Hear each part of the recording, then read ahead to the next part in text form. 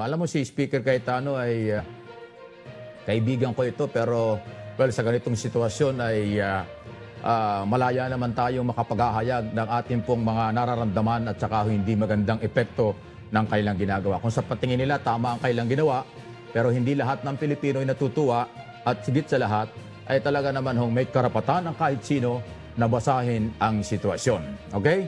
Well, alam po ninyo, itong issue sa ABS-CBN pa rin na hindi naman natin pwedeng pakawalan po ito at hindi naman sa pagyayabang sa inyo, itong programang ito isa sa mga nag-ingay talaga from day one tungkol sa issue ng ABS-CBN.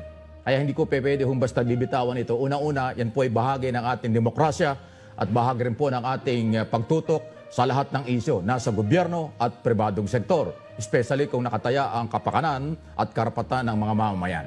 Kaya ko binabanggit ito kasi hanggang ngayon po ay hindi ka panipaniwala at hindi natin pwedeng matanggap. Nakaka-insulto ho kasi yung ginawa ng Kongreso. Sa totoo lang, alam po ninyo, ako po ay more or less mga 3 dekada na sa broadcast. Napakarami po ng mga broadcaster at himpilan ng radyo at telebisyon sa Pilipinas. Lahat po yan may mga prangkisa na ibinigay ng mga dating congressman, dating kongreso at kasalukuyang kongreso. Kaya po nakaka-insulto, bakit po ang dahilan ng pagbibigay ng prangkisa ng sa ABS-CBN na ginawa ni Speaker Cayetano at ng kanyang kaalyado doon sa Committee of the Whole, isa lang Ang sinasabi nila, dahil mayroong crisis, kailangan daw ang ABS-CBN sa pagbahatid ng mga balita sa ating bansa. Yun po yung nakaka-insulto. Para bang ang gusto nilang palabasin, pag walang ABS-CBN, wala nang malalamang balita ang taong bayan sa buong Pilipinas at sa labas ng bansa. Yan po yung malaking yung pagkakamali. Marami pong himpilan ng radyo at telebisyon, inuulit ko na may mga prangkisa, may kakayanan, mas malaki ang pwersa na naghahatid ng mga balita. Kahit po dito sa SMNI. Kung yung napapansin po, mga balita namin dito, hindi lang sa Luzon, hindi lang Visayas, Mindanao, sa buong mundo. Sa totoo lang, kami lang po ang merong ganyan. Yung ibang mga network, wala po silang mga reporter sa iba't ibang mga bansa. Ang SMNI po, may sarili kami mga reporter, nagdodoble-doble pa nga sa bawat bansa, sa buong sanlibutan. At inahatid namin ang mga balita sa Pilipinas at mga sa OFW. Ngayon sasabihin nyo, pag wala ang ABS-CBN, wala nang magiging kaalaman ng tao sa mga balita, kaya kailangan bigyan ng temporaryong prangkisa. Insulto po yan sa aming mga broadcaster at aming mga mamahayag. At lahat ng mamamahayag sa Pilipinas. Alam nyo, nandyan banggitin natin ang mga istasyon, may mga prangkisa po at legal yan. Nandyan ang GMA7, nandyan ang CNN, nandyan po ang Channel 5, nandyan ang government station na pag-aari ng lahat ng Pilipino, Channel 4 at ng lahat ng mga istasyon nila. Nandito nga po ang SMNI, nandyan ang Manila Broadcasting Company. Marami po mga istasyon ng radyo na nationwide din ang mga broadcast at television. Anong tingin ng mga congressman dito? Hindi ito nakakatulong? Hindi ito nakapagbibigay ng mga impormasyon sa buong Pilipinas? Dahil ang sinasabi nyo, kailangan bigyan ng provisionary franchise ang ABS-CBN dahil may crisis? Well, paano na po yung mga hindi nasasagot ng mga issue? Diba? Bakit mo bibigyan ng provisional franchise ang isang istasyong hindi may paliwanag ang mga alleged violation kung paano napunta sa kanila? Sino ang tunay na may-ari ng ABS-CBN mula pa noong 1986 after People Power? After matanggal si Marcos, mabalik ang People Power o ilagay si dating Pangulong Cory Aquino? Yung mga binabayarang buwis, sino ang mga stockholder nito? Ang dami pong mga lehitimong issue. Ngayon, ang sinasabi po ng Speaker, kaya nga ginawang provisionary lang daw po, ay dahil bibigyan ng daan yung investigasyon muna. At kung talagang meron pong problemang ang ABS-CBN. Alam niyo yung bang 6 na taon, mula po ng 2014 until now, hindi pa ba sapat yun na inyong ibinigay na panahon sa ABS-CBN para magpaliwanag sa gusto nyo malaman kung ano ito mga maaaring violation nila sa ilalim ng prangkisang ibinigay ng Estado sa kanila? 6 na taon? Hindi pa kayo nakontento? Hindi pa kayo nagkulang pa sa inyo yon?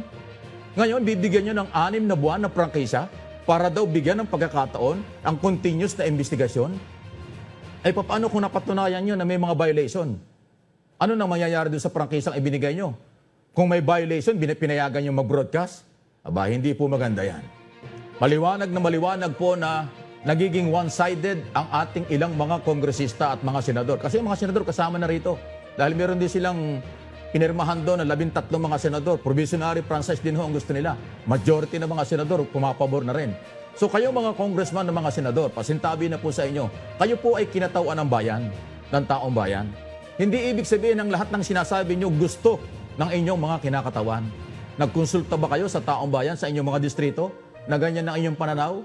Bigyan ng provisionary prangkisa ang ABS-CBN dahil mayroong crisis sa paghahatid ng impormasyon? Wala pong crisis sa paghahatid ng impormasyon.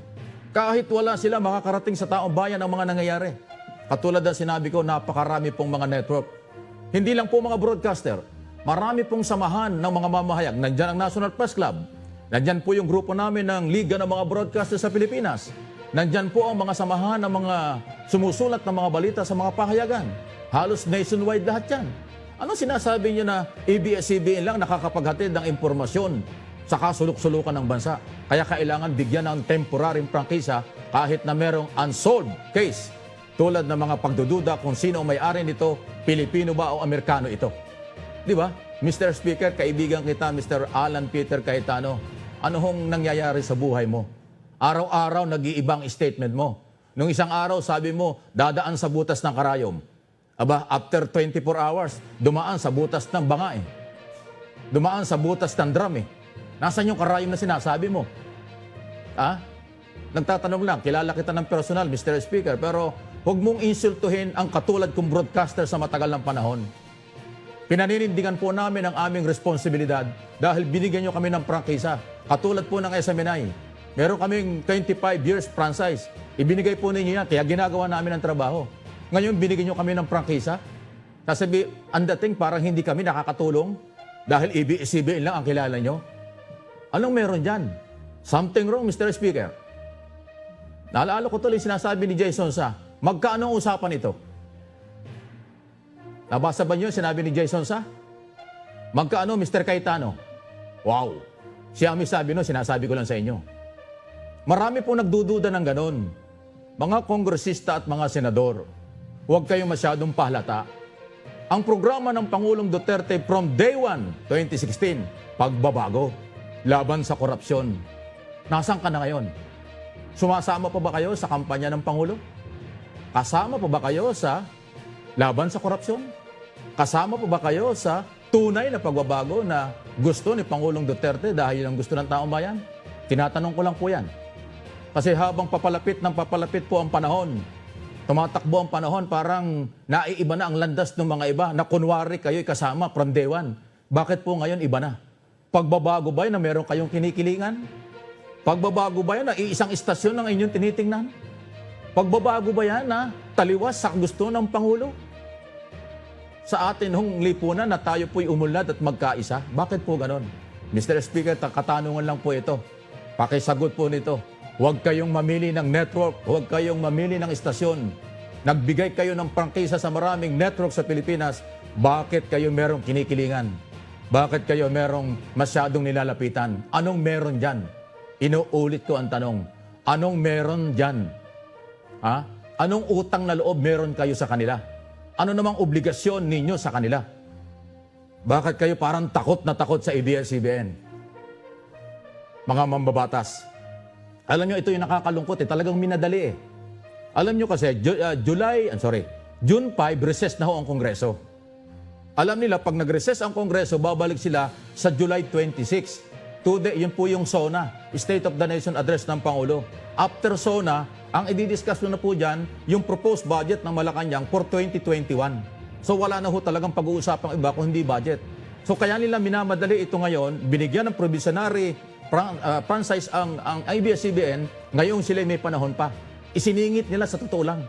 Napakarami po ng mga panukalang batas na naiipit. Nandyan po yung proposed Department of Water, Department of OFW.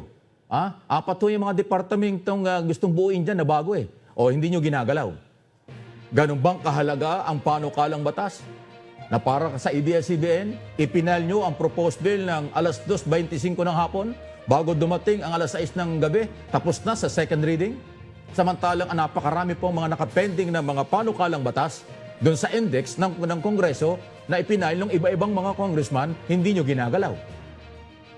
Diba? Di ba napaka-espesyal? Mr. Speaker, napaka-espesyal ng ginawa mo, pabor sa isang network. Kayo po ay kinatawan ng taong bayan, hindi kayo kinatawan ng ABS-CBN.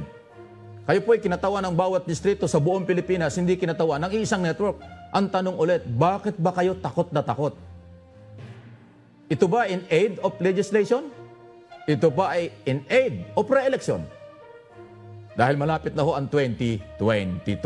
Yan lang po ang ating mga tanong. Nagmamadali kayo dahil mag-recess na. Kaya gusto niyo ibigay ang ganitong sitwasyon. Huwag kayong magpalusot dahil hindi makakalusot sa taong bayan. Ang mga Pilipino ngayon matalino, lalo na sa social media, putok na putok ho ang mga usapang katulad dito. Yan po yung ating mga pahayag tungkol sa isyong ito. Bahala na po kayo. Salamat sa mga nakakaintindi. Doon sa mga hindi, salamat na rin. Ang mahalaga ay na ilalabas po natin ang ating kaalaman na naaayon sa ating paniniwala at mga batas at umiir